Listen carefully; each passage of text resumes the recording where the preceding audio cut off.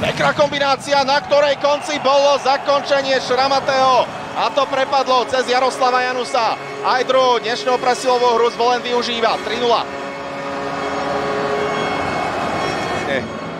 Prihrávky, hlavne tá finalizácia opäť na jeden dotyk.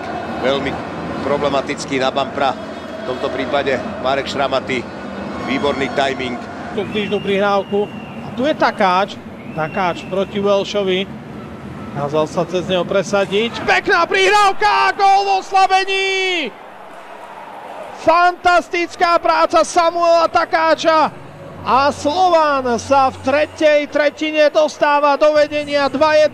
Elson teraz lízal gólovú smotanu po fantastickej práci Samuela Takáča, ktorý v zásade oklamal trojicu brániacich hráčov jednou kľučkou a jednou prihrávkou a následne dostal do ťažkej pozície gólmana Glosára, ktorý len videl puk letieť spoza bránky pred ňu a následne späť.